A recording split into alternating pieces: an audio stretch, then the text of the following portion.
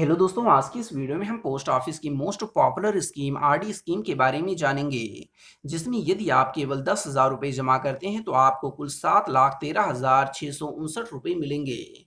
वैसे आप नीचे कमेंट करके ज़रूर बताएं कि आप पोस्ट ऑफिस में कितना रुपया जमा करना चाहते हैं, ताकि मैं उसी के अनुसार कैलकुलेटर से कैलकुलेट करके बताऊं कि आपको कुल कितने रुपए का रिटर्न मिलेगा।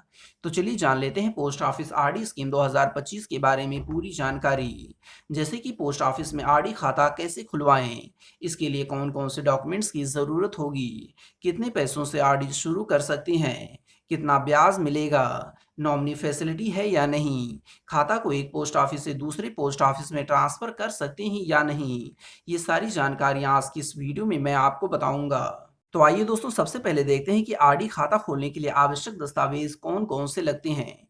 तो इसके लिए आपको Aadhaar card, PAN card, 2 passport size photo और मोबाइल नंबर, इन 4 चीज़ों की ज़रूरत पड़ने वाली है। देखिए दोस्तों, आप कम से कम 2 पासपोर्ट साइज़ फ़ोटो लेकर के ज़रूर जाइए। इसका जो एक जो पासपोर्ट साइज़ फ़ोटो होगा वो आपको फॉर्म में चिपका देना होगा, और दूसरा जो है पासपोर्ट साइज़ फ़ोटो वो आपके जो पासबुक मिलेगा उस पे आपको चिपका दिया जाएगा।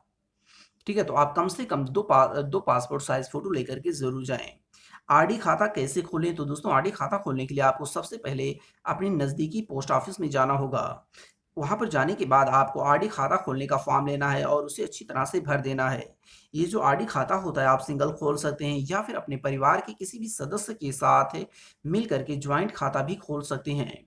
जब आपका आरडी खाता खुल जाए तब आप नकद, चेक या फिर ऑनलाइन माध्यम जैसे कि यूपीआई, फ़ोनपे, गूगल पे, पेटीएम, इसके माध्यम से जो है आरडी की राशि आप जमा कर सकते हैं।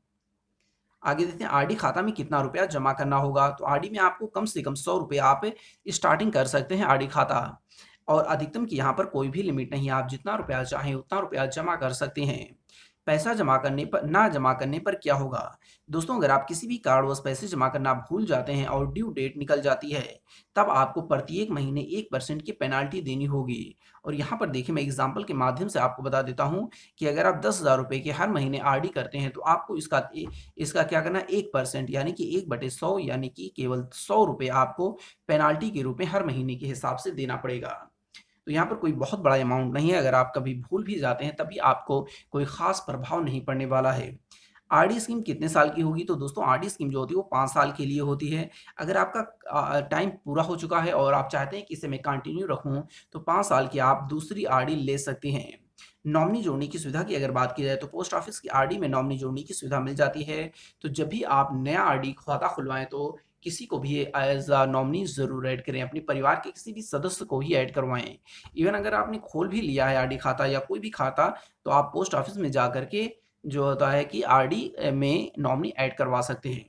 खाता ट्रांसफ़र करने की सुविधा, तो दोस्तों, अगर आप किसी भी कारणवश एक शहर छोड़ कर के किसी दूसरे शहर में जा रहे हैं, तो आप उस शहर की पोस्ट ऑफिस में जो आरडी खाता आपका चल रहा था, उसे दूसरे शहर की पोस्ट ऑफिस में आप कंटिन्यू करवा सकते हैं। यानी कि ट्रांसफ़र करवा सकते हैं। अगर इंटरेस्ट रेट की बात की जाए आरडी खाता पे, तो वर्तमान समय में 6.7% का ब्याज दर चल रहा है आरडी खाता में। आइए अब देखते हैं रिटर्न के बारे में कि आरडी खाता में हम अगर कुछ पैसे जमा करेंगे तो हमें कुल कितना रिटर्न मिलने वाला है। तो देखिए दोस्तों, अगर आप आरडी खाता में 1,000 रुपये हर महीने जमा करते हैं, तब आपको कितना मिलेगा? 71,369 रुपये मिलने वाला है। वहीं अगर आप 5,000 रुपये आरडी खाता में जमा करते हैं, तब आपको 2,14,097 रुपये मिलेंगे। वहीं अगर आप 10,000 रुपये प्रत्येक महीने आरडी खाता में जमा करते हैं, तो आपको 7,13,659 रुपये मिलेंगे।